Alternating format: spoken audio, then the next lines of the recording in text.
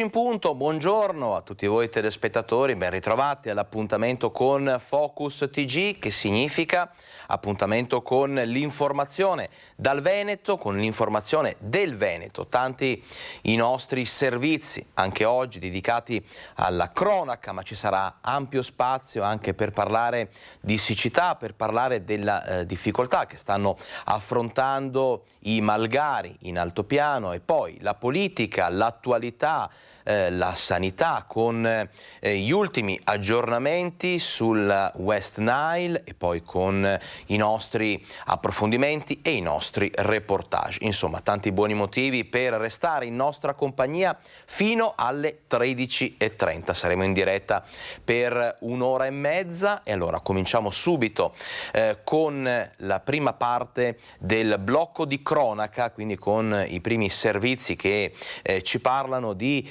quello che è successo nel territorio, quello che sta succedendo. Partiamo da Padova, perché sabato sera si è verificata un'aggressione a un barista in centro. Vediamo tutto.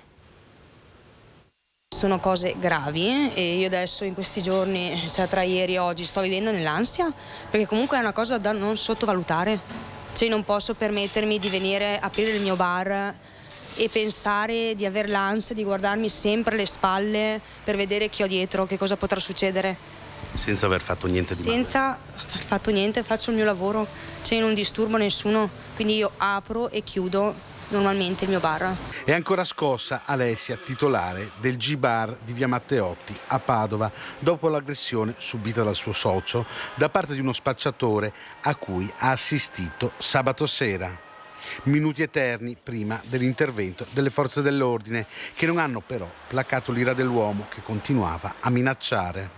Continuava a minacciare davanti alle forze dell'ordine, perciò la persona non si fa, penso, problemi a ritornare a ripetere quello che ha detto, perciò di minacciare soprattutto a me di accoltellarmi, se non è oggi, domani o tra un mese, per poi magari scapparsene in Marocco, come lui diceva. Perciò e la paura di persone così, io non ho paura, però ovviamente mi fa pensare, mi preoccupo per le ragazze che lavorano qui con noi. Sono uscite le autorità, nonostante li avesse davanti, lui continuava verso il mio socio, quindi lui non ha avuto neanche paura delle autorità lui, finché non l'hanno fermato, e nonostante lo avessero fermato, lui continuava a minacciare. Il pensiero di farsi giustizia da sé c'è. Ho chiesto aiuto anche alle autorità, non sanno darmelo. La verità dei fatti è questa, che io non so chi appoggiarmi, se non solo su me stessa. Devo farmi giustizia da sola. A cosa vado incontro? Ma la volete prendere una pistola? Ti devo rispondere sinceramente. Come pensi? Abbiamo pensato più a un taser, quello sì. Non so se dobbiamo informarci, ecco, devo sapere cosa posso tenere o non posso tenere, certo. Però c'è il pensiero. Un'aggressione estremamente violenta. Ci ha solo preso il plateatico, sedio, voleva lanciargliela addosso al ragazzo, ha strappato piante. Per fortuna non ci sono stati danni sia alla persona che ai nostri oggetti. Una bella zona, quella di via Matteotti, centrale, che si sta però trasformando. Dalle prime ore del mattino a metà pomeriggio alla sera non c'è più un orario, ed è una situazione bella questa. Lo stanno rovinando perché non sono i semplici tossici, i semplici ubriachi che si accasciano e dormono, non sono quella tipologia di persone, sono dei tossici pericolosi che ti si avvicinano anche con delle siringhe al collo, quindi è una situazione che va presa assolutamente in mano. Restiamo nel Padovano, restiamo a parlare di cronaca per un incidente che è avvenuto sabato sera a Trebaseleghe, vittima un ragazzo di Scorzè di 19 anni che è volato fuori dal proprio pick-up sbattendo la testa sull'asfalto. È ancora in gravi condizioni all'ospedale di Padova il 19enne di Scorzè, sbalzato sabato sera fuori dal finestrino di un pick-up, un'auto con cassone, guidato da un amico a Trebaseleghe. Il ragazzo è finito sull'asfalto e ha picchiato violentemente la testa. Per le sue condizioni di salute era stato trasportato all'ospedale con l'elicottero. L'incredibile incidente è successo al curvone di via Rio San Martino. Da una prima ricostruzione pare che a bordo dell'auto fossero in 4 e che il ferito fosse seduto sulla portiera posteriore con il finestrino abbassato e il busto all'esterno. Forse in curva gli è mancato l'appiglio ed è volato fuori dal mezzo. I carabinieri stanno valutando tutte le responsabilità, a cominciare da quella del conducente. Ladri di monopattino a Castelgomberto, denunciati in 2 per aver appunto rubato questa nuova versione delle biciclette. Una volta c'erano i ladri di biciclette, adesso i ladri di monopattino. Vediamo tutto nel prossimo servizio. Castelgomberto. Dovranno rispondere di furto aggravato in concorso per aver rubato un monopattino elettrico 2 italiani, un 52enne originario del Trevigiano e un 35enne di Arzignano, denunciati dai carabinieri. Tutto è successo a luglio, quando un cittadino di Castelgomberto, che era andato in centro per sbrigare alcune commissioni, ha appoggiato il suo monopattino senza però attivare nessun sistema d'allarme. I 2 denunciati, secondo le ricostruzioni effettuate dai carabinieri, che erano a bordo di un'auto, si sarebbero avvicinati al monopattino per caricarlo in velocità a bordo e darsi alla fuga. Il legittimo proprietario del monopattino ha denunciato il furto ai carabinieri della stazione di Trissino, che hanno avviato le indagini e dopo una serie di testimonianze raccolte e accertamenti sono riusciti a ricostruire le dinamiche e denunciare i 2 soggetti già noti alle forze dell'ordine. E adesso l'incredibile epilogo di una storia a Porto Tolle, un 29enne che si tuffa in mare, non torna più indietro, partono le ricerche, partono i soccorsi, ebbene il ragazzo viene trovato vivo dopo 9 ore. 9 ore in mare, aggrappato agli scogli. Un incubo a occhi aperti terminato con il rumore delle pale dell'elicottero sempre più vicine a Gorino di Goro, a 6 km di distanza da dove si era tuffato. Probabilmente anche gli stessi soccorritori hanno sgranato gli occhi nel vederlo lì, ancora vivo, dopo una notte in mare. Mattia Veronese, 29enne di Porto Tolle, è stato ricoverato sotto shock all'ospedale di Chioggia.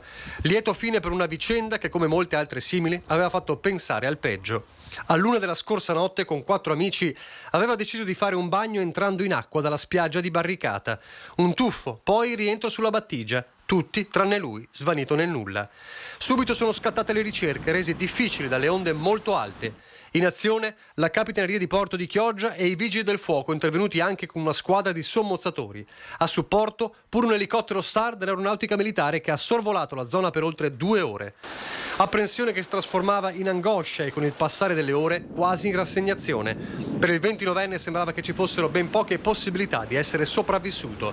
Fino alle 10 di questa mattina, quando l'elicottero Drago 149 dei Vigili del Fuoco lo ha avvistato, aggrappato agli scogli al largo di Santa Giulia. Il 29enne è stato issato con il verricello a bordo dell'elicottero e trasportato in ospedale a Chioggia, stremato ma vivo, dopo una notte incredibile in balia delle onde. Parliamo adesso di criptovalute, di Bitcoin, perché una vera e propria raffica di segnalazioni ha fatto sì che gli investigatori puntassero le loro attenzioni su una nuova società nata a Silea. Sono una decina, solo nella giornata di oggi, le segnalazioni arrivate al Movimento Difesa del Cittadino da potenziali truffati nell'ambito del caso della News Financial Technology, la società nata a Silea ma con sede a Londra, a cui migliaia di investitori in Veneto e altre regioni hanno affidato somme più o meno ingenti da far fruttare grazie alle criptovalute, con interessi altissimi, addirittura il 10% mensile. In media investimenti per 10-20 mila euro, ma c'è chi ne avrebbe versati anche 300.000, con il rischio ora di non rientrare più neppure degli importi iniziali. Restituzioni congelate al momento, come ha fatto sapere la stessa società, al vertice della quale ci sono anche 2 trevigiani. Quello che appunto non torna è il fatto che non si riesce a riavere indietro il capitale investito. Cioè questi soldi sono bloccati in questi conti che appunto questa società di diritto inglese aveva fatto aprire a questi soggetti, e questi soggetti questi soldi non li possono più neanche toccare, e quindi diciamo che questa è la problematica principale sostanzialmente. Per il momento ci pare appunto una vicenda che presenta molti lati oscuri e riteniamo appunto che sia opportuno segnalarla sia all'autorità giudiziaria che anche appunto all'autorità di controllo. Il timore è di non rivedere più i soldi versati. Si rischia, dice l'avvocato Moschini, di essere di fronte all'ennesimo caso di risparmio tradito. Ci sono persone che, a quanto ci risulta dalle segnalazioni che abbiamo ricevuto, hanno effettivamente conseguito dei guadagni. Ad oggi quella che è la nostra sensazione è che i soldi siano finiti, è possibile appunto che i dividendi dei primi soci, diciamo così, venissero pagati tramite le somme che venivano versate da quelli che entravano successivamente, e adesso appunto può essere che da un po' non ci sia più nessuno che entra, quindi non c'è più apporto di denaro fresco e quindi non ci sono più i soldi per pagare coloro che magari avevano fatto gli investimenti mesi fa, se non appunto anni fa. Tutte circostanze che andranno ora approfondite attraverso le indagini che le procure avvieranno. Il Movimento Difesa del Cittadino conta di depositare un esposto già in settimana e invita gli investitori a farsi avanti e denunciare, e chiunque cerchi occasioni per far fruttare i propri risparmi a stare in guardia. C'è qualcuno che ti dice investi questi soldi qui che ti faccia guadagnare il 10% mensile, a meno che non si tratti di una partita di droga, ecco, probabilmente è una cosa che quei soldi lì non li farà mai guadagnare. Assolutamente impossibile ovunque. Ci fermiamo adesso per un piccolo break pubblicitario, torniamo tra pochissimo con tante altre notizie. A fra poco.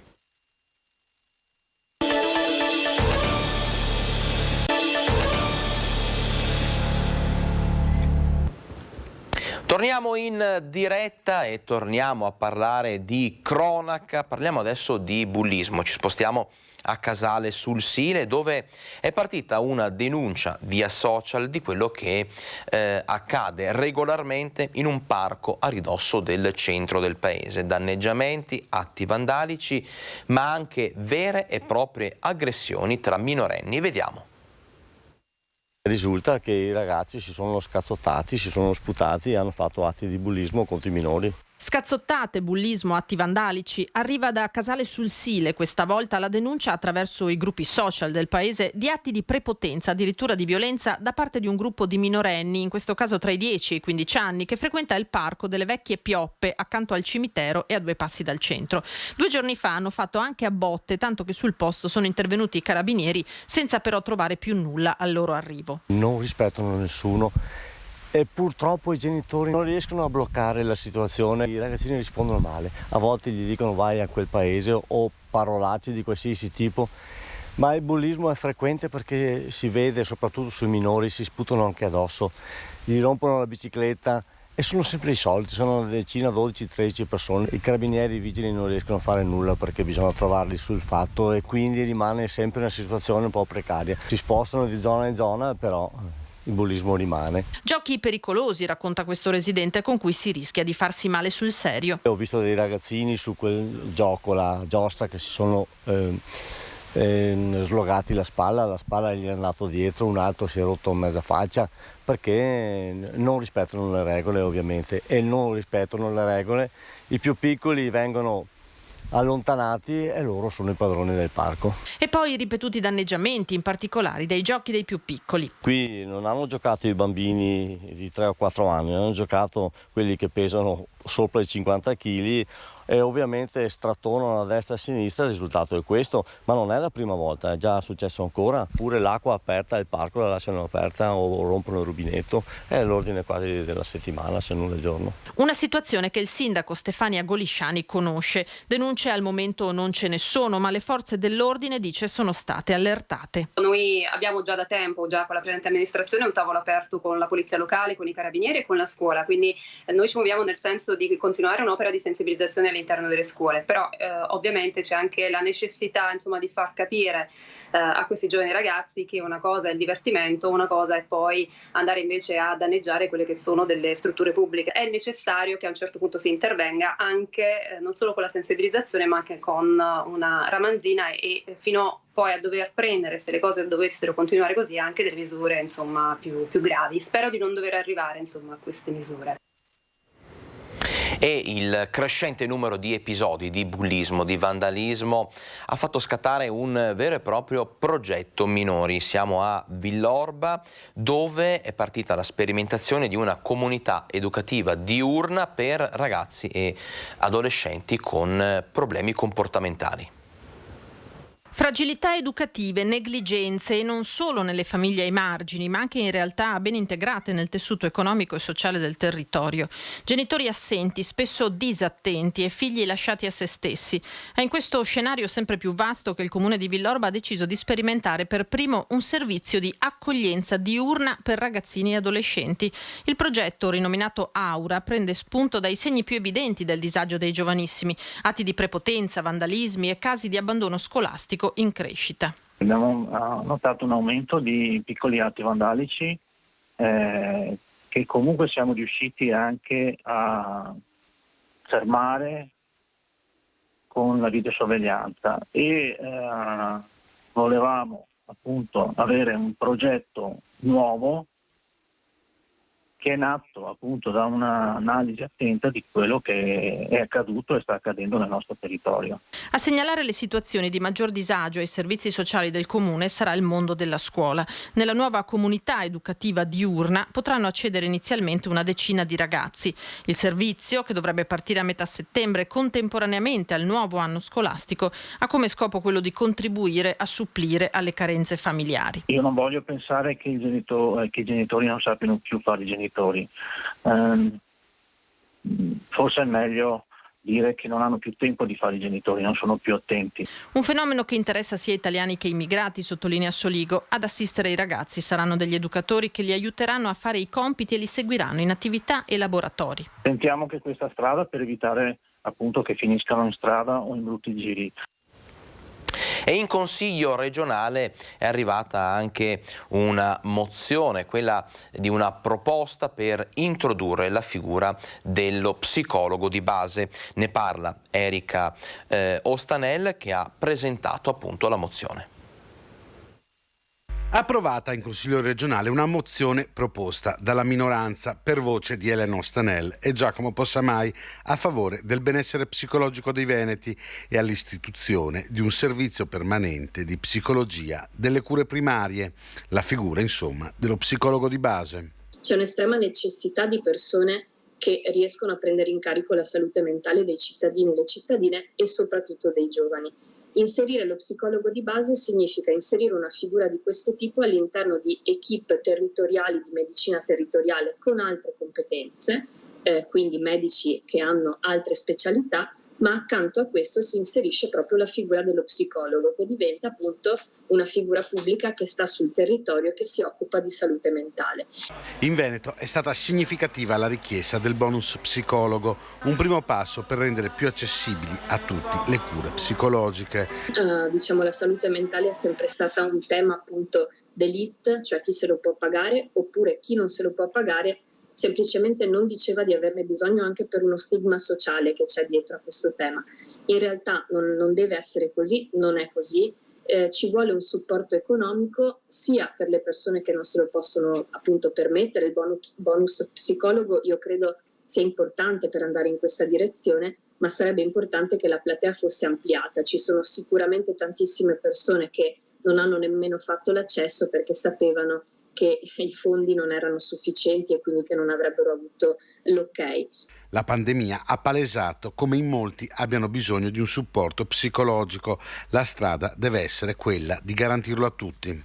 Poter partire dalla regione con più finanziamenti per superare quel 5% che è troppo poco di finanziamento alla salute mentale, per proprio finanziare il lavoro di queste equip territoriali con una figura che è uno psicologo all'interno.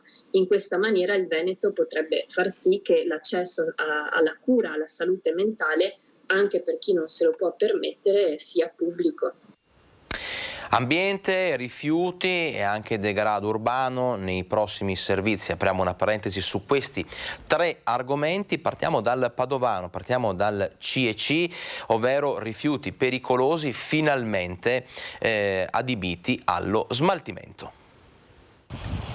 Circa la metà dei rifiuti ammassati nei capannoni della CNC di Pernumia, ben 22.000 tonnellate ritenute pericolose, entro la prossima primavera saranno tutti conferiti a un centro di smaltimento di Siviglia, in Spagna.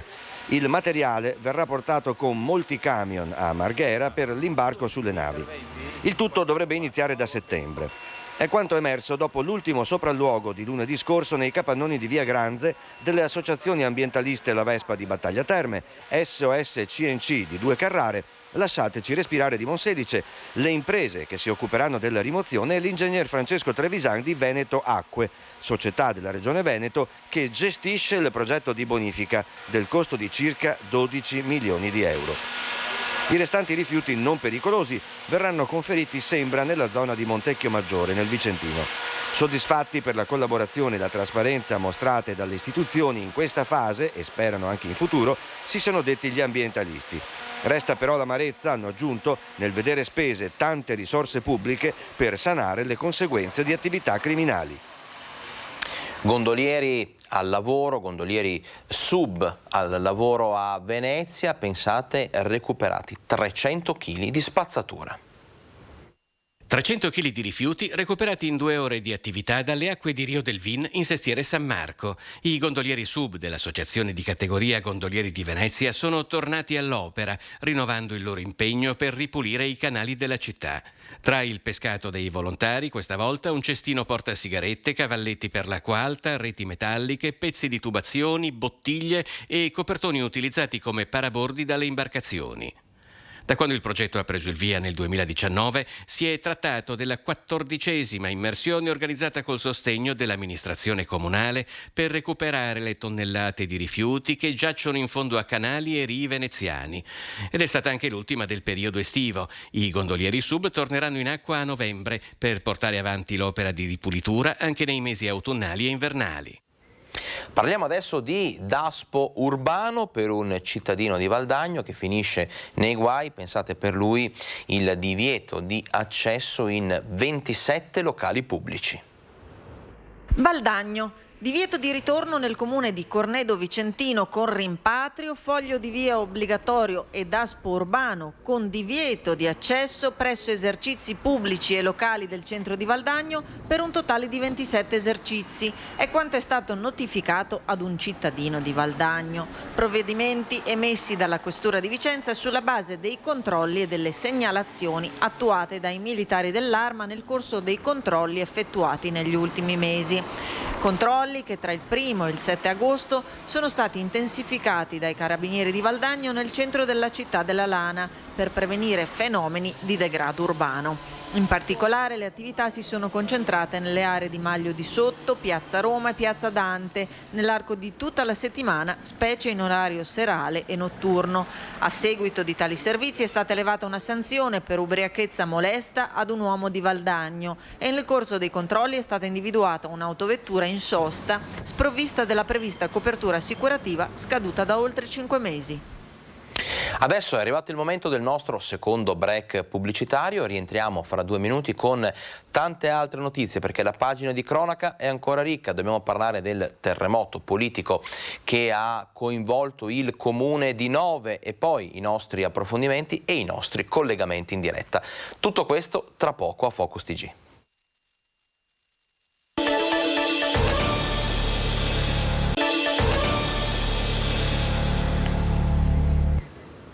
Ben ritrovati a Focus TG, siamo in diretta, sono quasi le 12:30, noi continuiamo con le notizie di cronaca dal territorio. Bene, questa che vi proponiamo adesso è una notizia, ma al tempo stesso anche, se vogliamo, una sorta di comunicazione di servizio, perché il Parlamento ha dato il via libera all'installazione nella laguna di Venezia dei velox per multare chi supera i limiti di velocità, esattamente come accade sulle strade. Insomma, sappiamo che il litorale, la laguna, insomma tutta la zona del Veneziano in questo periodo è presa d'assalto da turisti occasionali o che pernottano in zona. Ebbene, ci spiega tutto nel prossimo servizio il nostro collega Filippo Fois. Sulla laguna di Venezia potranno essere posizionati dei velox che, come accade lungo le strade, rileveranno e multeranno chi supera i limiti di velocità. Il decreto infrastrutture appena approvato contiene infatti un ordine del giorno che impegna il governo in tal senso, di cui è firmatario il deputato veneziano Nicola Pellicani. Gli autovelox che funzionano sulla strada potranno essere installati anche in laguna, bisognerà trovare appunto, dovranno essere omologati, ma finalmente il Far West che regna sovrano adesso soprattutto lungo il canale di Tessera che porta all'aeroporto, ma un po' in tutta la laguna, che anche per problemi non solo di moto ondoso ma anche di sicurezza, adesso ci saranno dei dispositivi che dovranno essere omologati e installati in laguna senza bisogno che per sanzionare i limiti di velocità sia presente sempre un agente. Se la velocità e il moto ondoso che produce rappresentano un pericolo e a lungo andare un danno alla città, peraltro denunciato e dibattuto da tempo, l'ordine del giorno che estende l'uso dei velox a Venezia rappresenta un impegno scritto nero su bianco su un atto parlamentare al quale il governo non può sottrarsi. La normativa dei velox riguarda solo la strada, adesso dovrà essere estesa anche alla laguna di Venezia, perché fino adesso non c'era una norma che stabiliva questo, quindi la sanzione la poteva fare il singolo agente volta per volta, ma come sappiamo poi c'erano tutti i ricorsi che venivano puntualmente accolti e quindi nessuno pagava mai sanzioni per eccessi di velocità che sono all'ordine del giorno in laguna. Parliamo adesso di scuola perché si avvicina settembre, anche se insomma c'è ancora di mezzo oltre un mese di vacanza per gli studenti, però si vanno a delineare in questo periodo anche quelle che sono e che saranno le misure anti-Covid a scuola. Ebbene, da settembre in classe senza mascherina. Queste le indicazioni pubblicate dal Ministero che prevede un doppio livello di rischio. Ci spiega tutto Lina Paronetto nel prossimo servizio. Era una decisione attesa, credo che sia una decisione di buon senso. Recuperare la mimica facciale, fondamentale per la relazione educativa e umana in generale, è il primo passo per un vero ritorno alla normalità.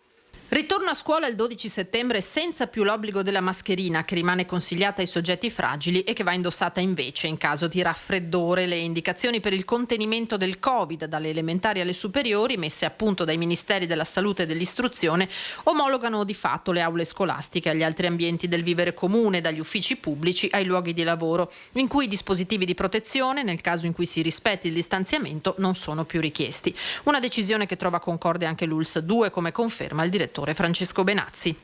Sicuramente ci sarà una circolazione anticorpale tale da rendere più difficile una diffusione importante. Condivido anche quindi che in classe si possa tornare de viso senza mascherina. È chiara l'unica raccomandazione è che nel momento in cui ho un raffreddore come ce l'ho io ma non è Covid, devo usare la mascherina per proteggere gli altri soprattutto. Va benissimo che si dia questa opportunità ai ragazzi di ritornare, alla normalità. Benazzi non nasconde la preoccupazione però per gli effetti che una sottovariante di Omicron, la BA2.75, sta avendo in particolar modo in India. Se arriva questa, non saprei se dopo saremo ancora costretti ad operare mascherine, però questa spero sia solo una previsione nefasta, cioè lontana da quello che è poi la realtà. Se la situazione epidemiologica dovesse peggiorare, i due ministeri, che a giorni definiranno anche le linee riguardanti asili e materne, hanno già previsto, nelle indicazioni pubblicate in queste ore, gli eventuali provvedimenti da intraprendere. Ma l'avvio dell'anno scolastico avverrà senza l'obbligo di mascherine e per gli alunni più piccoli, quelli che hanno intrapreso la scuola dell'obbligo in pandemia, sarà un'assoluta novità. Sarà veramente per loro come un primo giorno di scuola vero. Quindi credo che sia una cosa bellissima per ora. I ragazzi hanno bisogno veramente di socializzare al massimo e la mascherina è comunque una barriera ai rapporti umani, quindi assolutamente questa è una scelta intelligente. Ma ad alunni e studenti il direttore generale chiede lo sforzo di continuare a usare la mascherina quando andranno a trovare i nonni o i soggetti fragili. Nella Marca i contagi sono in lenta ma progressiva diminuzione, eppure la fascia attualmente più colpita è quella degli over 75. Raccomandazioni importanti, precisazioni utili, abbiamo parlato di scuola in questo servizio, però l'abbiamo detto anche prima al momento del lancio, questo ancora periodo di ferie, periodo di vacanze e allora noi abbiamo chiesto ai bassanesi quali sono i loro progetti per questo mese d'agosto. Sentiamo. Lei andrà in vacanza? Sì, certo, andrò in vacanza la prossima settimana. Mare, montagna? Ah, mare quest'anno. Sì, mi piace anche la montagna, ma quest'anno mare. Mare o montagna, una settimana oppure 15 giorni, in Italia o all'estero. Il conto alla rovescia per chi si prepara a partire per le vacanze estive è scattato. Per molti questi sono gli ultimi giorni di lavoro con le aziende pronte a chiudere per ferie. Ma i bassanesi andranno in vacanza oppure resteranno a casa preferendo magari le spiaggette lungo il Brenta? Siamo appena rientrati in realtà. Siamo appena rientrati dalla Sardegna per 2 settimane al mare. Adesso si torna a lavoro? Sì, siamo già rientrati. Siamo già ritornati al lavoro. Ovviamente le sto facendo ora perché sono di Prato, io sono qui di passaggio. Tutto bene. Ci andate in vacanza in partenza? No, neanche non ci vado. Posso chiederle perché? Stiamo arrivando da Francia. Siete qui in vacanza, quindi a Bassano? Bassagna. Sono già stata in vacanza. Sono stata in Sicilia 20 giorni. Mi sono divertita, ho ritrovato i miei parenti e ho passato delle vacanze bellissime. Mi prendo qualche giorno quando sono un po' più stanco, così saltuariamente mi fermo, ecco. Preferisce il mare o la montagna? Mare, però quest'anno posso dirti che a me piace tantissimo il caldo, però quest'anno è molto molto tosto. Non vado quest'anno perché è troppo caldo e non vado col caldo. Preferisce rimanere a casa durante l'estate? Sì. In primavera di solito vado a Ischia. Sì, è andata in ferie già. È andata a mare, mi hanno tornato, adesso vado a lavorare. Prima di passare alle prossime notizie che riguardano la siccità, l'altopiano, le malghe e i problemi legati appunto a questo periodo di grande difficoltà per allevatori e agricoltori, diamo una notizia che è una breaking news, una notizia che è in fase di costante aggiornamento. Arriva da Nove, dove è lecito poter parlare anche di un vero e proprio terremoto politico, in quanto il sindaco di Nove, Raffaella Campagnolo, questa mattina, poco fa, ha presentato le proprie dimissioni. Chi segue, insomma, TG Bassano e chi segue le notizie del territorio sa che questi ultimi giorni erano stati giorni davvero infuocati per quello che riguarda la politica novese. Si erano dimessi prima il vice sindaco Fabris e poi i consiglieri assessori Sebellin e Scarpino. Ebbene, il PD di Nove, il Partito Democratico, aveva proprio chiesto a gran voce al primo cittadino di fare un passo indietro, di dimettersi, nonostante le intenzioni di Raffaella Campagnolo, che più volte anche ai nostri microfoni ed è stata ospite proprio qui nel nostro studio di Focus, aveva coraggiosamente anche manifestato il suo impegno nel restare alla guida del governo cittadino. Questa mattina invece sono arrivate le dimissioni a seguito delle dimissioni appunto di 7 consiglieri, 4 di minoranza e 3 di maggioranza. Questa è stata la cosiddetta goccia che ha fatto traboccare il vaso e ha portato Raffaella Campagnolo a dimettersi dall'incarico di prima cittadina. Adesso il comune di Nove verrà commissariato. Tutte le notizie, tutti gli aggiornamenti con le interviste, le voci delle persone coinvolte e tutte le ultime novità sui possibili scenari presenti e futuri che riguarderanno la politica novese verranno ampiamente sviluppati nel corso di TG Bassano questa sera alle 18:50 e poi in replica alle 20:30 su Rete Veneta. Noi adesso continueremo a monitorare la situazione. Qualora ci fossero aggiornamenti nel corso di questa edizione di Focus TG ve li daremo. Fatto sta, la notizia è questa: Comune di Nove commissariato e il sindaco Raffaella Campagnolo che presenta le proprie dimissioni. Noi adesso andiamo avanti, parliamo di malghe, parliamo di altopiano. Perché? Perché traghetti lunghi e poco agevoli sono diventati la normalità quotidiana per i volontari dell'AVAB che ogni giorno con le loro autobotti portano acqua alle malghe. Vediamo. Chiare, fresche e dolci erano le acque cantate da Francesco Petrarca. Di questi tempi dovremmo aggiungere anche altri aggettivi, poche, scarse o addirittura assenti. Senza la pioggia che non cade in modo significativo ormai dall'autunno 2021, avere risorsa idrica a disposizione nelle zone di montagna richiede uno sforzo organizzativo e logistico non da poco. I volontari dell'AVAB Pedemontana del Grappa, Colli Asolani e Montello fungono di fatto da acquedotto mobile. Con un paio di mezzi riescono a trasportare fino a 250 ettolitri a viaggio. Abbiamo delle maghe che resistono 2 giorni con 25.000 litri, Cima Grappa che resiste un giorno con circa 10.000 litri, perciò adesso nel periodo luglio-agosto che sono in ferie, Cima Grappa e altre maghe chiedono un viaggio al giorno. Le località da servire sono tante, i mezzi vanno sempre tenuti in perfetta efficienza anche per l'eventualità di incendi. Si arriva dappertutto o quasi, ma con grande dispendio di energie e tempo.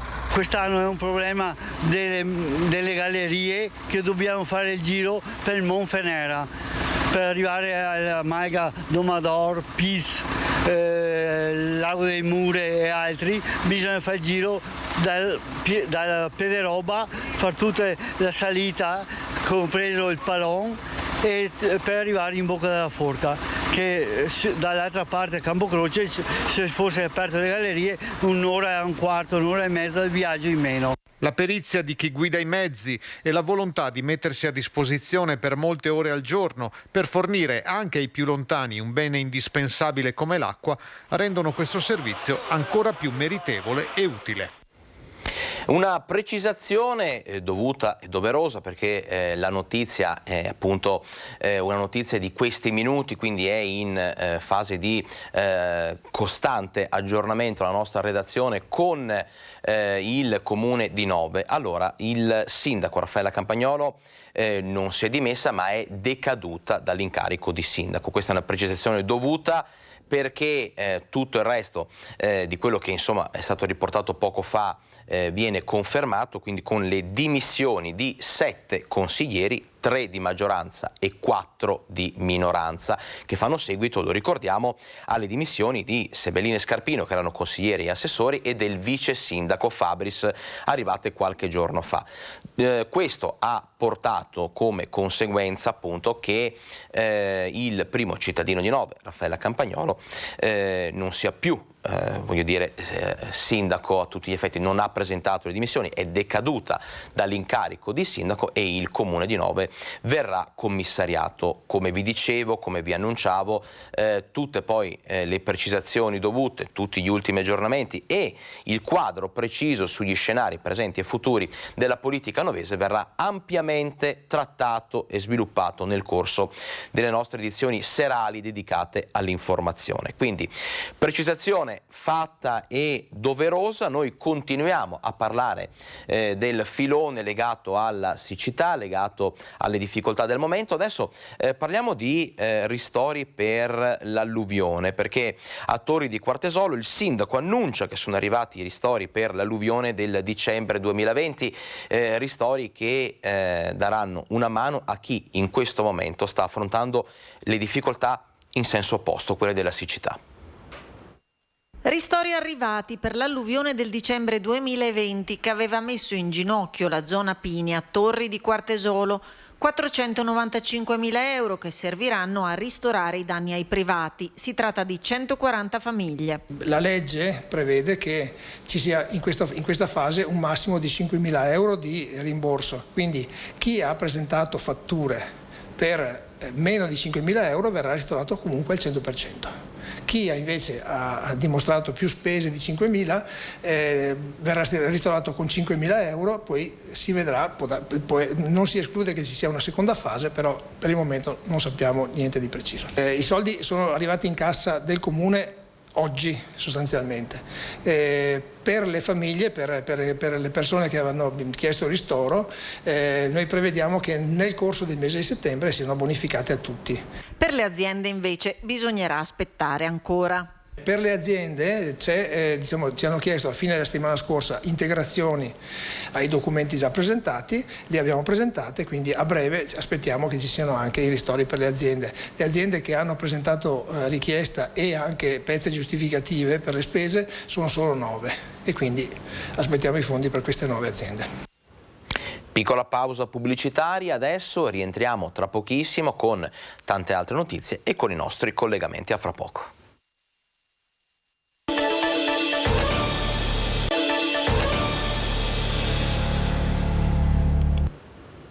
12:45, siamo in diretta, vi ricordo che lo saremo fino alle 13:30 con tante notizie, con i nostri collegamenti, ma noi adesso continuiamo a parlare di siccità, il filone che avevamo iniziato a trattare proprio prima del break pubblicitario. Torniamo a parlare dei problemi dell'agricoltura legati insomma alle difficoltà meteorologiche e climatiche, perché il gran caldo e le poche piogge stanno mettendo in seria difficoltà le produzioni vitivinicole della zona. Vediamo. La situazione, come la vedete, sicuramente è una situazione gravissima. Io che ormai ho 70 anni posso dire che non ho mai visto una situazione di questo genere, soprattutto per quel che riguarda la vite. E dove non c'è l'irrigazione purtroppo sta soffrendo moltissimo, soprattutto alcune varietà, soprattutto le varietà più precoci, tra cui anche la Vespaiola e i Pinot.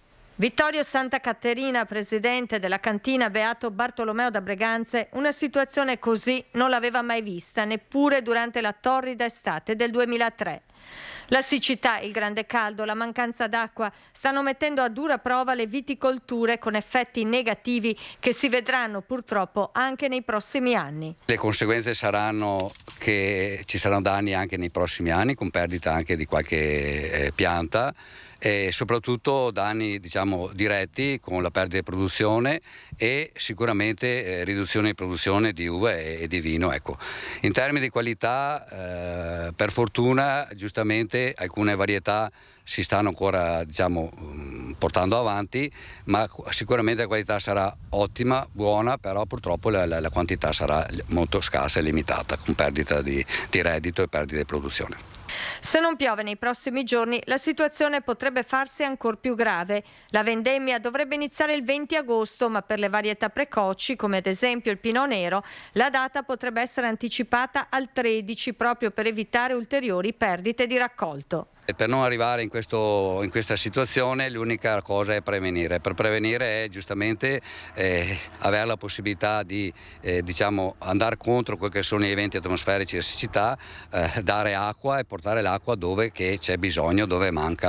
Portare l'acqua dove che viene coltivato, il prato non serve, dove ci sono colture specializzate, tra cui la vite, in modo particolare è fondamentale che l'acqua ci sia. Proprio per questo Santa Caterina torna su un vecchio progetto mai andato in porto, che oggi sarebbe invece di vitale importanza per l'agricoltura di quest'area. Fare dei bacini a nord, tra cui il famoso bacino di Meda, che purtroppo per la politica non è mai stato fatto. Tutti erano d'accordo, associazioni di categoria, coltivatori, industriali, tutti quanti erano d'accordo per farlo, però purtroppo il comitato del no, che era il famoso comitato del no della No Pirubì, cioè del Roma Valdastico, si è messo di traverso e il bacino non è stato fatto. È ora di pensarci. Difficoltà per le aziende, difficoltà per gli agricoltori, ma difficoltà anche per gli allevatori. A tal proposito noi abbiamo collegato con noi il nostro collega Guido Barbato da Padova proprio per parlare di quanto i rincari e quanto la situazione di questo periodo stia mettendo in difficoltà un comparto come quello degli allevatori. Buongiorno Guido. Buongiorno Alex, buongiorno a tutti. Stiamo parlando anche di finalmente un riconoscimento agli allevatori dell'Alta Padovana e non solo, un po' di tutto il Veneto, di un aumento finalmente del prezzo del latte che loro vendono ai grossisti del latte fresco. Un aumento che è stato appunto riconosciuto dopo una serie di accordi e trattative. Dai 55 centesimi prezzo attuale riconosciuto ad agosto salirà gradualmente fino ai 60 al litro ovviamente fino a dicembre. Siamo con Maurizio Antonini, che è il direttore della CIA Agricoltori di Padova, per dire sì, finalmente un riconoscimento, ma I produttori con questo aumento ci stanno ancora nelle spese? Guardi, bisogna fare un attimo il punto della situazione. Oggi i nostri agricoltori per 1 anno e mezzo a questa parte hanno subito grossissimi costi di produzione. Producevano 1 litro di latte al costo di 42-43 centesimi, le venivano pagate a 39 centesimi, quindi con costi molto alti rispetto al valore del latte. Oggi viene riconosciuto questo incentivo da parte della grande distribuzione, bene, noi siamo d'accordo su questo, siamo contentissimi su questo, però ancora oggi non siamo sufficientemente d'accordo per quanto riguarda il valore del costo di questo, perché oggi produrre 1 litro di latte vi aumenta anche tra il 15 e il 20%. Le spese energetiche sono aumentate anche del 70% rispetto a questo. Quindi bene questo accordo, però sostanzialmente il settore agricolo, soprattutto il settore della zootecnia, ha ancora grossi problemi di investimento e di liquidità. Il settore della zootecnia da latte è particolarmente sviluppato, ma credo che i nostri telespettatori lo sapranno benissimo, nell'Alta Padovana, se dobbiamo parlare appunto della provincia euganea. Sono Gazzo, San Pietro in Gue e Piazzola sul Brenta le località con il maggior numero di aziende zootecniche vocate alla produzione del latte fresco o da destinare comunque alla lavorazione fresca o da lungo consumo. Lei però, Antonini, mi diceva le aziende in totale, se dovessimo fare una somma anche solo di questi 3 comuni, sono oltre 160-170. Quante riusciranno ad andare avanti, secondo lei, nel tempo, visto che hanno lavorato per anni sotto costo, alla fine, come si diceva? Poi hanno cominciato ad andare in pari, forse, e adesso? Adesso è una situazione di difficoltà assoluta a livello veneto. Oggi ogni 10 aziende zootecniche, ogni 10 aziende di produzione di latte, una chiude per grosse difficoltà economiche. Le aziende oggi sono chiamate a fare grossi investimenti all'interno della propria azienda per il benessere degli animali e per tutto l'aspetto climatico, e le nostre aziende sono nel pezzo, come si dice, però chiaramente a fine mese devono pagare i mutui, devono pagare i costi di tutto quanto questo. Se non c'è redditività non sono in grado di pagare tutto questo, le aziende chiudono, quindi difficoltà sul mondo agricolo, ma soprattutto difficoltà del settore zootecnico. Ogni 10 aziende un'azienda chiude oggi, purtroppo. L'accordo che ha portato a questo aumento della remunerazione al litro del latte è un accordo in sostanza privato, fatto tra i produttori e i grossisti. Dicevamo prima, cosa possono fare gli amministratori pubblici, gli enti pubblici per questo settore che nella nostra regione, non solo nel Padovano, pensiamo al Bellunese, pensiamo al Vicentino in particolare e in parte della Venezia orientale, è un settore di tradizione. Ma di tradizione è strategico. Le nostre aziende agricole per prime sono manutentori del territorio, quindi le nostre aziende agricole, soprattutto le aziende zootecniche, sono i manutentori del territorio, quindi tutta la parte di Asiago, ma tutta la parte di 10 comuni, ma tutta la parte anche relativa del Bellunese. Sono aziende importanti che sono nel territorio. Se c'è il territorio e il paesaggio ci sono le aziende. Noi oggi cosa chiediamo? Ci agricoltori italiani, insieme anche alle altre organizzazioni, abbiamo chiesto un intervento diretto da parte del Ministero. In questi giorni è stato firmato un accordo importante che prevede un finanziamento di 144 milioni di euro a livello nazionale, previsto proprio per le aziende zootecniche e soprattutto per le aziende di latte. È un segnale importante, su questa linea dobbiamo continuare. Bene, quindi speriamo che la politica delle prossime settimane e quella che uscirà dalle elezioni del 25 di settembre non si dimentichi o perlomeno si attivi subito per sostenere il nostro settore primario. Il direttore di CIA Agricoltori Padova, Maurizio Antonini, mi sembra sia stato molto chiaro. Alex, a meno che tu non abbia un'altra domanda su argomenti che io non abbia colto, dimmi tu. Noi ringraziamo il direttore Maurizio Antonini, grazie anche a te Guido, tutto molto chiaro. Insomma, noi continueremo chiaramente a dare spazio alla voce degli allevatori, ma non solo, insomma, questo è un impegno che seguiamo da tempo, dare spazio alla voce, alle difficoltà, alle problematiche degli imprenditori, degli agricoltori, degli allevatori, insomma di tutto quel mondo che porta avanti un comparto fondamentale, imprescindibile per l'economia del Veneto. E a proposito di allevatori, a proposito di difficoltà legate a questo periodo, nel prossimo servizio continuiamo a parlare di questo, ci spostiamo a Colceresa. I conti purtroppo non tornano. Coldiretti ha lanciato una stima settimana scorsa, una stalla su 10 al primo semestre 2022 ha già chiuso i battenti. Il restante 30% si trova in una situazione di rendita negativa, il che vuol dire che se la situazione prosegue così come sta proseguendo, a fine anno il 30% delle stalle italiane rischia di chiudere. E quando a parlare sono i numeri c'è poco margine d'errore, soprattutto se il vento di crisi non accenna ad affievolire. La siccità sta portando gravi disastri nelle nostre campagne che comportano di conseguenza un minore introito di materie prime per fare l'alimentazione delle vacche da latte. Questo chiaramente comporta un aumento dell'import da parte di noi aziende verso anche stati esteri e di conseguenza i prezzi stanno schizzando alle stelle. Prima il Covid, poi la guerra in Ucraina e ora anche la siccità. Venti di crisi che soffiano verso l'unica direzione, l'aumento dei costi. Per quanto riguarda i concimi per le campagne abbiamo subito un aumento di più 190%, per quanto riguarda i mangimi del 90%. Non parliamo del gasolio agricolo, è passato da 60 centesimi a 1,30 euro, stiamo parlando del 129%. La corrente è una fonte essenziale per la nostra attività perché chiaramente sale a mungitura, ventilazione e quant'altro. Siamo passati da 17 centesimi a picchi di 50 centesimi, è insostenibile. Una mandria di quasi 200 vacche, un'azienda da mantenere e le forze ormai che accennano a mancare. Mi spacco la schiena la mattina alla sera per portare avanti un'attività che abbiamo ereditato dai nostri genitori e a nostro nonno. Le rendite non ci sono, ma neanche per avere quel minimo di avanzo per sostenere eventuali investimenti all'interno dell'azienda.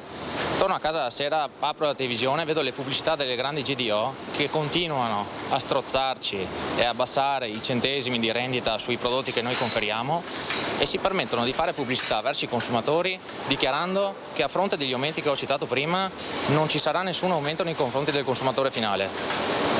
Ma allora di cosa stiamo parlando?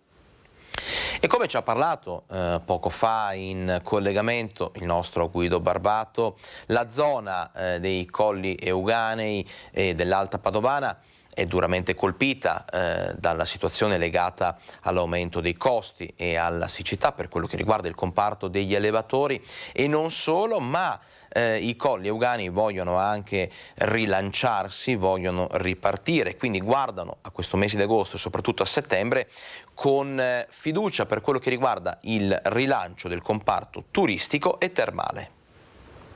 Entra nel vivo la stagione turistica per i Colli Euganei, dove il termine turismo va a braccetto con un territorio unico dal punto di vista ambientale e con un comparto termale fra i più importanti d'Europa.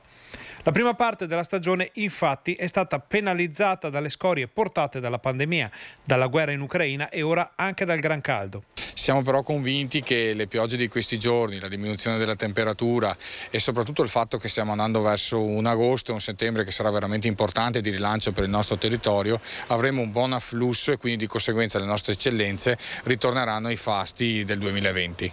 Il 2020 rappresenta infatti un termine di paragone, un punto di svolta anche per i Colli Euganei, che hanno avuto 2 anni per prendere la rincorsa. Siamo stati molto svantaggiati rispetto alla pandemia in primissima istanza, dovuto al fatto che comunque il lockdown e le chiusure hanno comportato una chiusura poi generalizzata delle nostre strutture con tutti i problemi poi della riapertura.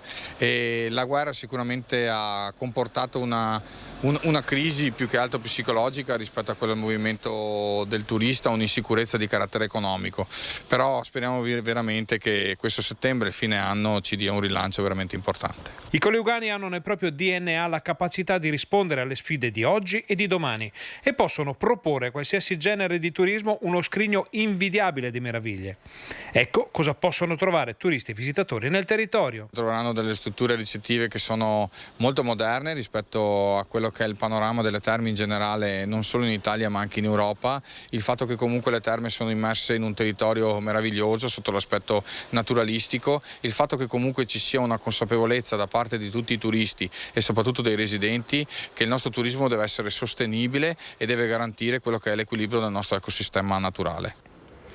Prima di andare in pubblicità ribadiamo ancora una volta la notizia principale che è arrivata proprio pochi minuti fa in redazione, che tuttora sta vivendo momenti caldi e sviluppi che andremo a raccontarvi nel corso delle edizioni serali dell'informazione su Rete Veneta. Parliamo del terremoto politico che ha colpito il comune di Nove, dove la prima cittadina, Raffaella Campagnolo, è decaduta dall'incarico di sindaco, quindi il comune verrà commissariato. Tutto questo a seguito delle dimissioni pochi minuti fa, poche ore fa, insomma, di 7 consiglieri, 3 di maggioranza, 4 di minoranza, che fanno seguito, lo ricordiamo, alle dimissioni di altri 2 consiglieri assessori, Sebellin e Scarpino, e del vice sindaco Fabris. Dunque questa la notizia per quello che riguarda la politica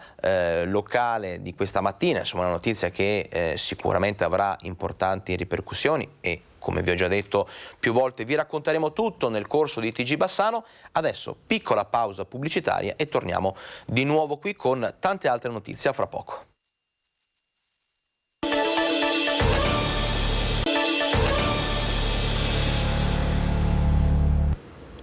Ben ritrovati in diretta con Focus TG, continuiamo a parlare di tematiche legate alla produzione vitivinicola, alla siccità e al caldo di questi giorni, sebbene insomma provvisoriamente sia arrivata una piccola tregua, ma le previsioni dicono che le temperature torneranno molto presto ad alzarsi, serve che inizi a piovere, lo dicono gli agricoltori, lo dicono gli allevatori, lo chiedono anche tutti coloro che insomma stanno vivendo momenti di grandi difficoltà per quello che riguarda proprio la mancanza di acqua, e la mancanza di acqua e il caldo vanno a incidere in maniera importante anche sulla vendemmia di quest'anno, che partirà in netto anticipo rispetto al passato. Vediamo.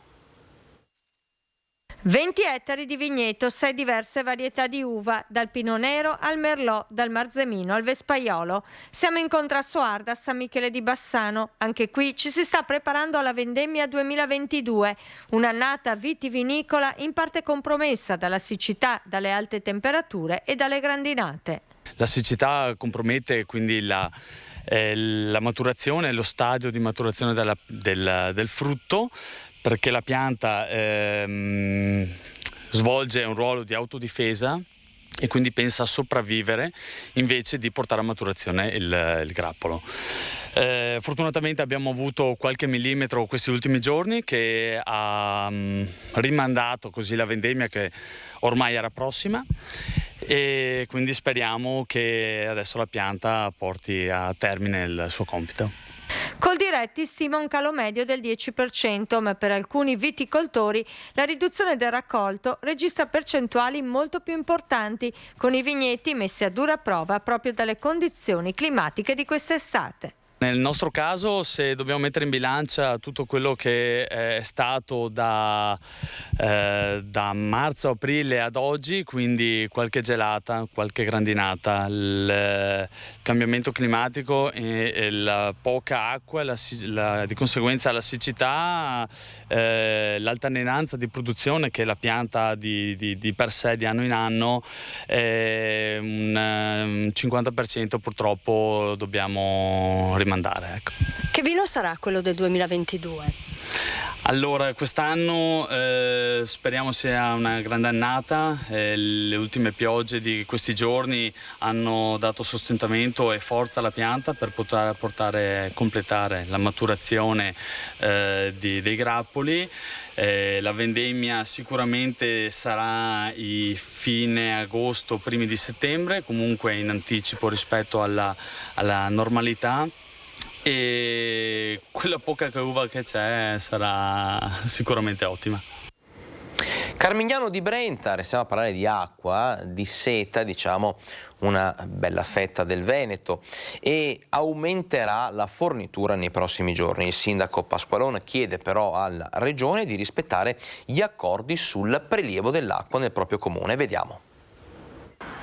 Sul territorio di Carmignano esistono 17 pozzi d'acqua gestiti dall'Etra che prelevano attualmente 1300 litri al secondo, immessi nelle reti acquedottistiche regionali per servire soprattutto il Padovano, il Vicentino e anche parte del Rodigino. A causa della crisi idrica esistente, il prelievo di acqua a Carmignano aumenterà a 1500 litri al secondo, rimanendo comunque dentro il tetto massimo di 1750 stabilito dalla valutazione di impatto ambientale. Una situazione ancora accettabile, ma ad alcune condizioni. Ed è per questo che chiediamo alla Regione con forza di rilanciare l'accordo di programma che prevedeva opere di completamento dell'acquedotto, in particolare per la frazione di Camazzole, e dall'altra parte opere di ripinguamento della falla per tutelare il bene prezioso dell'acqua. Iniziative previste che oggi sono assolutamente prioritarie, ribadisce Pasqualon, che con l'occasione ci tiene a smentire la realizzazione di nuovi pozzi sul territorio carmignanese, come riportato in modo errato da alcune testate giornalistiche della provincia di Rovigo. Parliamo adesso della mosca olearia. Saranno più di 35.000 gli alberi di olivo sotto controllo per verificare la presenza e la diffusione di questo insetto. Vediamo. Un progetto per combattere la mosca dell'olivo, quello che parte dalla vallata del Lassico e arriva fino a Vittorio Veneto. Una rete sperimentale che compie il suo 4º anno di monitoraggio, con 70 aziende coinvolte e 35.000 olivi sotto controllo, il tutto coordinato dall'Istituto Agrario e dall'Ordine Professionale Agrotecnici e Agrotecnici Laureati. Tantissimi dati raccolti in questi anni che hanno permesso di analizzare le abitudini naturali della mosca dell'olivo e mappare il territorio con dei veri e propri semafori rossi e verdi, zone quindi più o meno sensibili alla presenza della mosca olearia. E anche quest'anno l'obiettivo principale del progetto è quello di riservare il trattamento degli arbusti solo quando necessario, rendendo il monitoraggio parte necessaria dell'intervento.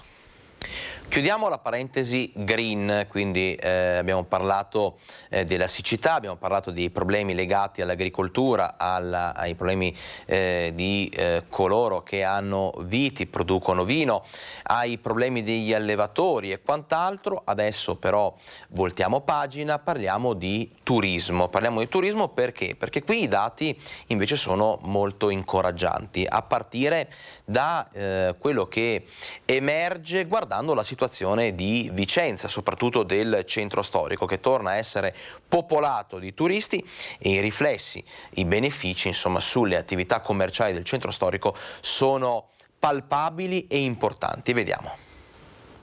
Da qualche settimana il turismo ha ripreso vigore anche a Vicenza. Stranieri, famiglie, italiani da altre regioni e perché no anche veneti che hanno scelto l'estate per visitare le opere d'arte vicentine. Siamo svizzeri di Berna. Vicenza è molto bella con le sue chiese, le strade strette del centro, molto affascinanti, e le chiese ricche di storia. Passeggiare per Vicenza è molto bello. Da dove arrivate? Da Parigi. È la prima volta che venite a Vicenza? No, la seconda. Prima siamo arrivati a Venezia e ora andiamo a Verona. E qui cosa andrete a vedere? Il teatro, tutto il Duomo, la Basilica Palladiana, forse andremo alla Villa Rotonda. Da dove vieni? De Cuba. E sei qui per turismo, per vedere la città, non l'hai mai vista? No, è la prima volta che vengo, è bellissima. A migliorare da luglio anche la situazione dei commercianti. C'è più voglia di spendere, di fermarsi nei negozi, di far girare l'economia. L'unica cosa che si augurano è che non sia un segnale destinato a spegnersi a fine estate, ma che si tratti di una ripresa vera e propria. Per alcune settimane è ripreso un bel giro di turisti, giorni più, giorni meno, però siamo contenti, speriamo che sia un buon segno di ripresa. Per quanto ci riguarda è un turismo per la pausa pranzo, per la pausa caffè, bibite, quindi per un momento di relax e tranquillità, magari anche sorseggiando davanti a qualche bel palazzo, facendo qualche foto. Turisti ce ne sono parecchi che si muovono sia a gruppi che a gruppi piccoli, famiglie. Infatti sono appena andati via una famigliola di spagnoli che hanno molto apprezzato la città.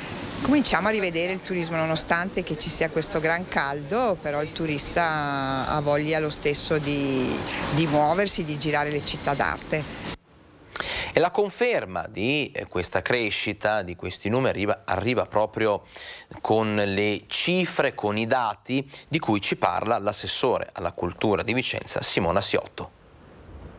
C'è non solo una ripresa ma un trend in continua crescita, perché luglio 2022 registra circa un 10% in più sia di presenze ma anche di incassi rispetto a luglio 2021, ed è soprattutto una crescita ben percentualmente più abbondante rispetto al 2019, che è un po' la nostra cartina di tornasole, perché poi ovviamente c'è stato il Covid con tutte le conseguenze anche sulle chiusure dei musei. L'assessore alla cultura del Comune di Vicenza sottolinea il trend più che positivo per l'afflusso turistico in città attraverso i numeri dei visitatori nei musei, che confermano Vicenza città della cultura. E se in provincia le bellezze naturali della montagna stanno decretando un agosto da tutto esaurito sull'altipiano e in generale nelle località più rinomate, le bellezze culturali della città del Palladio stanno attirando sempre più visitatori. Il numero delle presenze di turisti supera ampiamente i dati del 2019, ultimo anno di riferimento pre-Covid. Quasi 12.000 accessi all'ufficio informazione e accoglienza turistica in piazza Matteotti, contro gli oltre 7.000 di 3 anni fa.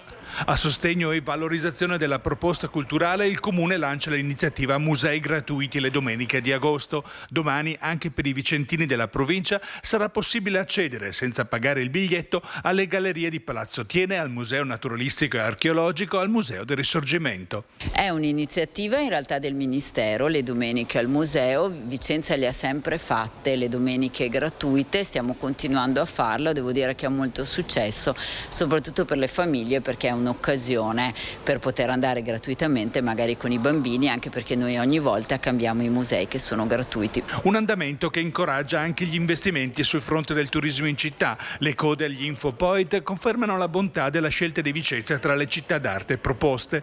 A luglio le presenze straniere negli hotel cittadini hanno superato quelle italiane. Investire in cultura paga. Chiudiamo un mese di luglio con un trend in continua crescita, 25.500 circa le presenze in un luglio tra l'altro caldissimo, quindi insomma sono numeri che danno molta soddisfazione, anche perché c'è stato l'ingresso di Palazzo Thiene, che devo dire viene visitato con molto così curiosità, tanti turisti sia un po' da tutta Italia, sia dalle regioni del nord che del sud, ma tantissimi stranieri, in particolar modo Francia, Germania e Belgio amano ultimamente moltissimo Vicenza e noi gliene siamo grati.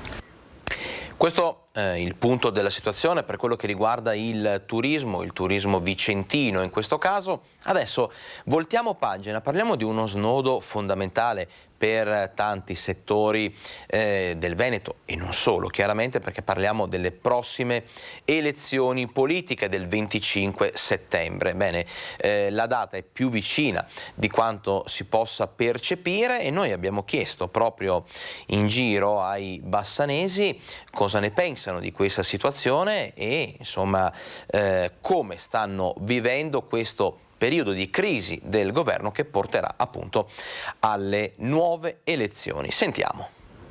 Crisi di governo, a settembre si andrà a votare, che cosa ne pensate? Non penso niente perché è uno schifo. Penso che sia una situazione difficile per il Paese. Speriamo nelle votazioni. Cosa vuole che pensiamo? Che era meglio se non andavamo a votare? Oltretutto così in fretta e furia, cosa vuole che le dica? C'è una situazione politica talmente complessa, partiti che si rimescolano. Insomma, voglio vedere cosa combinano a settembre adesso, visto che sono tanto contenti, soprattutto la Meloni. Guardi, io non ho parole, purtroppo chi ci rimette siamo sempre noi cittadini e speriamo in qualcosa di buono. Molto critica, no? Più che altro ci sono anche dei fattori economici da guerra, quelle robe lì che vanno a influire negativamente. Peggio di così penso che non si possa andare, è una vergogna. Non era il momento? No, sicuramente non era il momento, si poteva aspettare qualche mese, tanto si sarebbe andati alle elezioni. Sono capricci proprio dei nostri politici. Che disperazione, non saprei neanche cosa dirvi, da dove iniziare e da dove finire. Speriamo in bene. Parliamo adesso di West Nile, sono in aumento i casi in tutta la regione, sono già più di 70, molto colpita la provincia di Padova. Sono 70 i casi di West Nile in regione Veneto, di questi 40 sono sul territorio padovano, Rovigo e Treviso con 9 casi, Venezia con 7, Vicenza 3 e Verona con 2 casi. I morti sono stati 6, 5 in provincia di Padova. L'età media si aggira intorno agli 82 anni. I medici di base, per voce del loro segretario regionale, il padovano Domenico Crisarà, confermano che sono subissati di richieste e di consigli su come difendersi dalla febbre del Nilo. I numeri, seppur più bassi del Covid, preoccupano i cittadini. Il contesto climatico che stiamo vivendo, con corsi d'acqua molto rallentati a causa della siccità, permette il proliferare di zanzare che sono il vettore su cui si muove il virus. I consigli sono quelli di evitare ci siano ristagni d'acqua nelle vicinanze dell'abitazione, di proteggersi con dei repellenti e di indossare pantaloni e maglie a maniche lunghe. Non è solo la West Nile presente sul territorio, si contano infatti 10 pazienti con la febbre dengue, 2 con il toscanavirus, 27 con la TBE, la malattia trasmessa dal morso delle zecche. Ci spostiamo adesso nell'ULSS 7, dove continua a tenere banco il caso del neurologo telefonico, così è stato ribattezzato. Il Nursind boccia l'ULSS 7 e ribadisce che non è così, che si devono gestire le situazioni, anche situazioni difficili. Dal pomeriggio fino alla mattina del giorno successivo nell'ULSS 7 ci si affida, come oramai noto, al cosiddetto neurologo telefonico. Il problema, come ha sostanzialmente confermato l'azienda ospedaliera, è legato a una carenza di specialisti. Quando non c'è un neurologo negli ospedali dell'ULSS 7, quindi lo ripetiamo ogni giorno dal pomeriggio fino al mattino dopo, bisogna chiamare Vicenza o Arzignano per un consulto. Questo però vuol dire che a Vicenza i neurologi ci sono, e come? Ma allora perché questi specialisti non sono presenti a San Bassiano e a Sant'Orso in numero sufficiente da garantire la copertura di eventuali emergenze? E soprattutto da quanto tempo va avanti questa situazione e quanto dovrà durare ancora il servizio del neurologo telefonico? Domande che lasciano senza parole i cittadini, che hanno sollevato un grido di indignazione e precise prese di posizione critiche da parte della politica.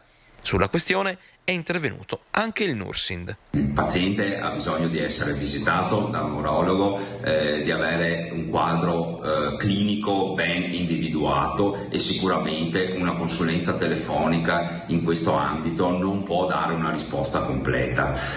Qui ci troviamo di fronte a delle carenze che ovviamente sono figlie di una programmazione sicuramente carente da parte delle istituzioni, ma le risposte istituzionali a un certo punto devono anche intervenire per dare soluzioni concrete ai cittadini. Questa non è una soluzione, questo è un tentativo di porre rimedio a una situazione che si è venuta a creare, ma che non ha riscontri, clinici evidenti sulla possibilità di dare una risposta qualificata ai cittadini. Come sempre, i nostri microfoni sono e restano a disposizione di tutti. Più avanti torneremo a parlare di sanità con il report di Azienda Zero, con gli aggiornamenti sui casi di Covid in regione, quindi sull'andamento del virus. Adesso ci spostiamo a Mestre per un reportage particolare, perché andiamo a parlare di quella che è stata definita la strada groviera, ricca di buche, dossi e cadute. Residenti e commercianti dicono basta, così non si può andare avanti. Guardi, io conosco una signora che una volta è inciampata e si è fatta male seriamente. È caduta quindi? È caduta, era la madre della mia ex compagna. La strada groviera con dossi, sconnessioni e gobbe è questa tra i civici 106 e 80 del Viale San Marco a Mestre. Siamo stati abbandonati per quanto riguarda la strada, insomma. Il comune non ci viene incontro e abbiamo chiesto tante volte, perché ho avuto anche delle clienti che sono cadute. Sono gli stessi commercianti e residenti a farci da guida, mostrandoci il grave stato di abbandono in cui versa questo tratto di strada, breve ma molto frequentato, perché è a ridosso dell'ufficio postale e della primaria Giacomo Leopardi. È un po' tutto il marciapiede, diciamo, di Viale San Marco che è disagevole. Qui la gente continua a cadere come birilli, persone a piedi come in bicicletta. L'ultima, soltanto pochi giorni fa, una bimba in bici di appena 5 anni. Situazione che commercianti e residenti denunciano da tempo all'amministrazione comunale, che ad oggi però non ha dato alcuna risposta, rimanendo silente.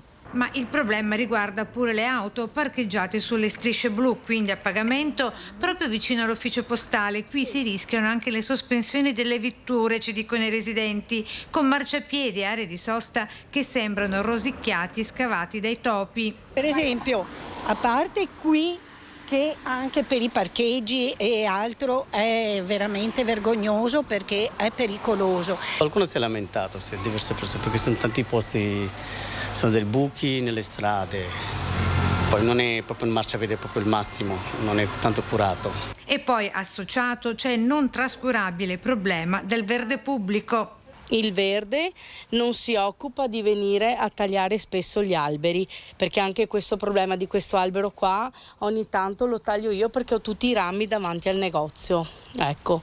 E perché abbiamo un problema anche di radici, perché questi alberi sono qui da anni e oltretutto le radici appunto spuntano fuori e creano questi danni all'asfalto. La gente qui chiede un immediato intervento da parte di Cafarsetti. Andiamo sempre peggio.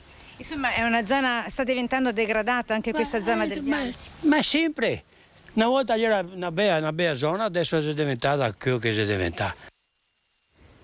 E parliamo adesso di sicurezza e infrastrutture. Conclusa la campagna di monitoraggio di 17 ponti cittadini a Vicenza. Vediamo come stanno le cose. Anche con l'esperienza del Ponte Morandi, appunto, è sempre meglio tutelare, insomma, le persone. Ecco. Perfetto, benissimo, ottimo segnale, veramente. Veramente l'amministrazione vuol dire che si sta muovendo bene. La soddisfazione dei residenti per la campagna di monitoraggio sui ponti cittadini disposta a favore del Comune di Vicenza da parte del Ministero delle Infrastrutture. Verificati 17 manufatti distribuiti nei vari quartieri. I risultati hanno visto solo 4 ponti presentare qualche criticità, consigliando a ridurre la portata in via Prudenziale del limite al transito di automezzi con massa superiore alle 26 tonnellate, come quello in via Cricoli. Forse è una decisione anche giusta che hanno ridotto il peso di portata, sarebbe ideale e sarebbe controllare tutte le ponte. Penso come tutti costruito un po' anni prima, bisogna controllare tutte le ponte. In attesa di verifica più approfondita anche il ponte di Viale Diaz. Bene, pensavo fosse già efficiente, ma meglio così, che facciano delle indagini per vedere che sia ben messo, insomma. Ecco, preoccupata? Se fanno delle indagini, no. Diciamo che non importa che sia limitato, insomma, se dopo fa del bene a tutta la popolazione. Accomunati una classe di attenzione medio-alta anche Ponte Marchese sul Bacchiglione in strada di Polegge. Mi auguro che vengano fatti i dovuti controlli, ok. Veramente, io personalmente posso dire che a casa mia, ad esempio nel mio giardino, si è abbassato un muro esterno facendo una grossa crepa, il che significa che c'è un momento di preoccupazione. Unico manufatto classificato in classe di attenzione alta, il cavalcaferrovia di strada di Bertesina, che sarà oggetto di uno specifico progetto di manutenzione straordinaria. Se l'aspettava? No, non me l'aspettavo. Questo non me lo aspettavo, però l'importante è che si controllino. E che venga messo... E che venga messo a norma, essendo un ponte molto trafficato. Questa è una via... Molto trafficata, ovviamente, come tutti sanno.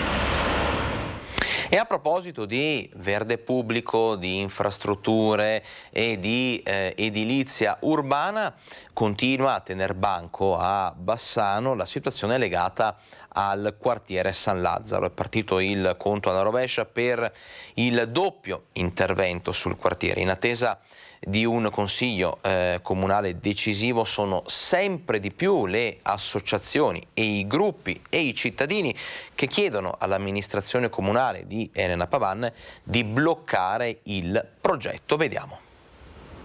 Le centinaia di migliaia di metri quadrati di capannoni, asfalto e cemento che potrebbero soffocare l'ultimo lembo di campagna bassanese sono il sintomo di un malessere più ampio, un male che affligge Bassano e che potrebbe addirittura aggravarsi. È un'emergenza vera e propria, è un cancro, una metastasi urbanistica nel nostro territorio, a livello nazionale, anzi a livello globale, ma soprattutto anche a livello bassanese. Secondo gli ultimi dati, infatti, il consumo di suolo a Bassano raggiunge il 25% del territorio, che sale al 40% se si escludono le aree collinari e montane. A questo punto ci chiediamo come possano esserci dei dubbi o delle titubanze nei confronti di questa operazione da parte dell'amministrazione, che ha tutte le associazioni che si sono già espresse contrariamente, ai quartieri che si sono espressi molto chiaramente opponendosi a questo, e abbiamo anche una categoria economica come Coldiretti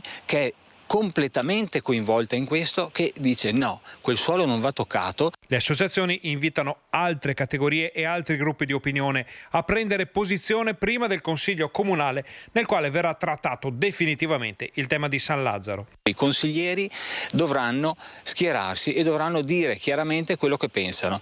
Noi faremo pressione il più possibile fino a quel punto perché anche nella Giunta e nell'amministrazione comunale non ci sia più nessun dubbio. Una corsa contro il tempo, quindi, iniziata forse troppo tardi. Già, perché sono in molti ad accusare l'amministrazione di Elena Pavan di aver condiviso male e fuori tempo massimo i temi del maxi intervento di San Lazzaro con il quartiere e la città. Noi lamentiamo in questo periodo in particolare una carenza di partecipazione e di confronto.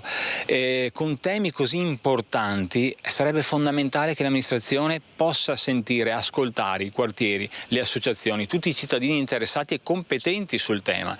E invece questi passaggi non ci sono. Sembra quasi che sia un discorso un po' segreto, addirittura non si sanno i passaggi, quando sarà la conferenza dei servizi, come saranno i tempi. Opere pubbliche, sicurezza e viabilità sono questioni che interessano da vicino anche il comune di Campodoro, al lavoro per ultimare la pista ciclabile e i parcheggi delle scuole. Campodoro al lavoro, sono infatti importanti le opere sul fronte viabilità e sicurezza che l'amministrazione sta realizzando. Prima tra tutte la nuova pista ciclabile, che è sostanzialmente completata. A settembre partirà l'illuminazione di tutta la pista ciclabile, sono circa una trentina di lampioni, verrà illuminata sia la strada che la parte della pista ciclopedonale per questioni di sicurezza ovviamente. La pista ciclabile garantisce il collegamento tra Campodoro e la frazione di Bevadoro, unendosi anche con la ciclopedonale della Treviso Stiglia. Fondamentale appunto per il collegamento frazione comune, ma soprattutto per l'importante pista ciclopedonale della Treviso Stiglia, che per noi è, come dire, un vanto, perché la pista ciclopedonale dove ci passano veramente tutti ed è comunque un polmone verde.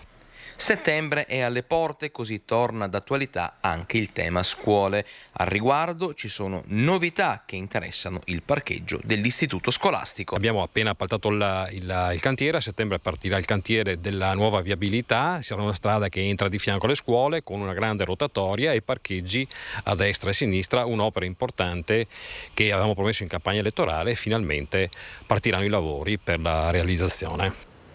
Prima di salutarci, una rapida occhiata, come promesso, al report di Azienda Zero per vedere l'andamento dei contagi nella nostra regione. Chiaramente sono dati riferiti alla domenica, quindi weekend, dati da prendere con le pinze. Fatto sta che il delta dei nuovi positivi intercettati fa segnare un poco più di 1000 nuovi soggetti positivi registrati, intercettati nelle ultime 24 ore. Gli altri numeri importanti del report sono quelli dei ricoveri in area non critica, più 4, scendono di 4 le terapie intensive e purtroppo constatiamo anche oggi il decesso di 8 persone causa Covid. È davvero tutto per questa edizione di Focus TG, vi ringrazio per essere stati in nostra compagnia, appuntamento alle 12 di domani. Grazie.